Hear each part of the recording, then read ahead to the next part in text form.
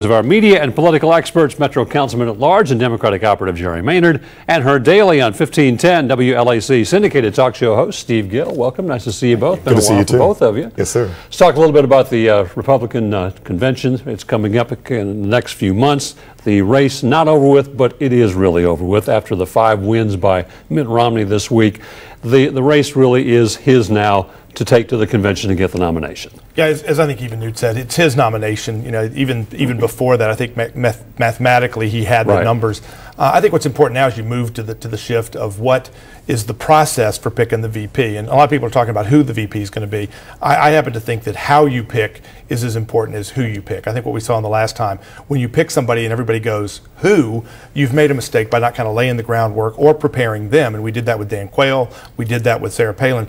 Picking the right person matters, but picking it the right way, I think, matters just as much. I think more importantly is normally the election started, the campaign starts after Labor Day. Right now, President Obama is trying to define Mitt Romney, and Mitt Romney is trying to come out of the gate into the general election. This is the first time I've seen a presidential race where the attack started right now, and it's important. It's underway. It's underway. Normally, they give a little break right after they, notch the nomination because they want to be able to define Mitt Romney. Mitt Romney has opened himself up. Are you the Mitt Romney who was the governor of Massachusetts? Or are you the Mitt Romney who ran for the Republican primary and won? And I'm not sure whether Obama is doing the right thing. Should he focus on the flip-flop, or should he focus by saying, no, you're a right-wing Republican? Because Mitt doesn't really look like a right-wing Republican, but his message, his points when he ran in the primary makes him that person. I think the other side, though, is that when you look at which Obama do you run against? The Obama who ran 4 years ago, promised to shut Guantanamo Bay, promised if you like your doctor, you'll keep your doctor, promised to fix the economy, promised all the things he promised. His words are going to be the most damning thing against the president. And I think both candidates are going to be looking at defining the other based on what they've done before versus what they're saying now. Is it a good thing or a bad thing that this really is underway and is going to be an extended period of time? As you said, normally it really gets heated after Labor Day.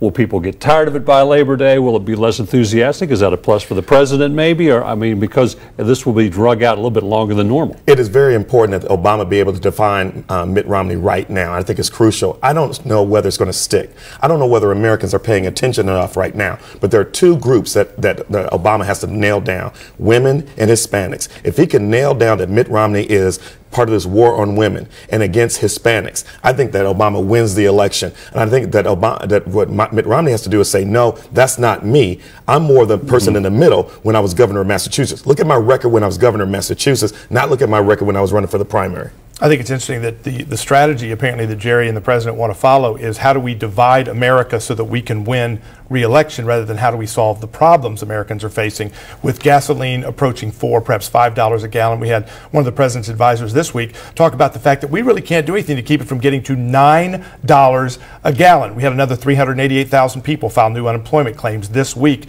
another rise. We had gross domestic product drop last quarter. The economy is in a shambles, and Barack Obama's answer is, how can I attack Mitt Romney? GDP went from -8 to a +2. We created over 200,000 new jobs every month. We were at $700,000 that we were losing under President Bush. So we're doing a good job in getting the economy on the right direction. Steve can talk all he wants to, but when we left with the Bush administration, we were in shambles, and Obama has taken that economy, and with the automobile industry, we have resolved it.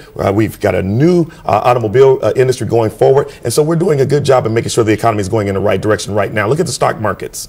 The day Barack Obama was inaugurated, gasoline was $1.87 a gallon. The day Barack Obama was inaugurated, unemployment was in the 6 or 7% range, not the 9, 10, or real number of 15% or higher, 40% or higher among young African American males, 50% among new college graduates. If that's doing well, I don't think the American people are going to buy that. Regardless of the blame, and even some Republicans have said there was a mess that the president inherited, their claim is he's made it worse. Whatever the economy does is going to be key, and whether you blame the president or don't blame the president, if it gets worse, it's really bad for him. Well, look at what happened with Mitt Romney. Mitt Romney said, you know what we should do is allow houses to go into foreclosure. We should allow the automobile industry to go into bankruptcy. We shouldn't do anything but allow the free market to work itself out. Well, guess what? He was wrong. And Obama took leadership, aggressive action, and guess what? We saved the automobile industry. Now we're creating jobs. Now General Motors is #1. Now Steve Gill can talk all he wants to, but when you have Mitt Romney embracing a budget budget that will cut food stamps, cut social services, cut all the things necessary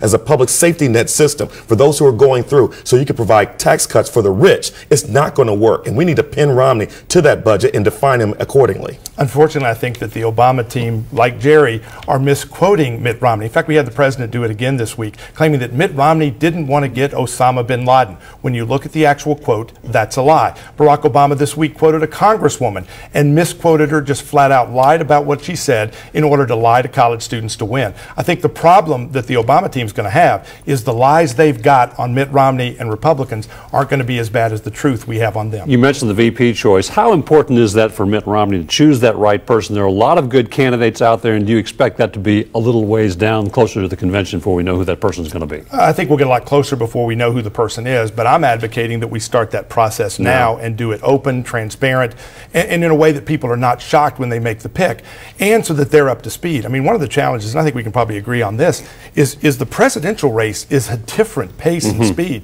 You have folks, and we've seen this in past elections as well, that have done great statewide races for the Senate, for the governor's offices. It's a different pace and speed. It's like going from high school football to the NFL overnight. And when you take a candidate that has not been in the primary process and thrust them into the limelight as a VP nominee, I don't care whether it's Sarah Palin or anybody else, there's a learning curve, and we saw that with Rick Perry. I mean, if Rick Perry hadn't gotten in the race, he'd be the guy on the sideline. Everybody would be saying, man, why didn't he run? It's harder than it looks. Well, the thing is that are you looking to win a state like Florida or Ohio and you pick a senator that way? Are you looking for someone who can generate enthusiasm? Are you looking for someone who could be presidential and step into the president's office if something happens to Romney?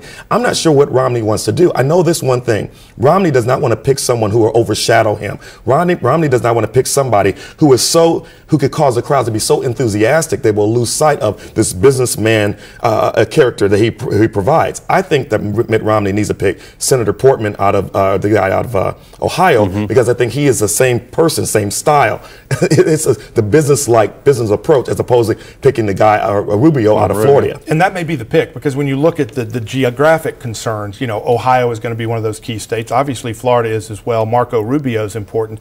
But I think one of the things I think a lot of the pundits on both sides miss, Rubio is a Cuban American. That doesn't necessarily automatically translate that Hispanics flock to you, or that Mexican Americans or Central Americans or Latin Americans have the tie to a Cuban American in the same way. They're not a monolith in the Latino and Hispanic community, and I think there's not like a push the easy button win for Republicans with Hispanics. I think when you look at the geographic concerns, though, you know, you saw Al Gore hook up with Bill Clinton, and that didn't make any sense geographically. You know, Tennessee wasn't a battleground state, but it worked. So you can't go by past history. You got to kind of chart a new course. But you can also look at what's going on with foreign affairs. He may pick somebody who has strong foreign affairs, where like with Biden was a person, he's the expert on foreign affairs. We also know that Obama was pretty weak in foreign affairs. He may pick someone like that. Steve Gill, Jerry Maynard, appreciate your time and your insight. Stay with us. This week continues in a moment.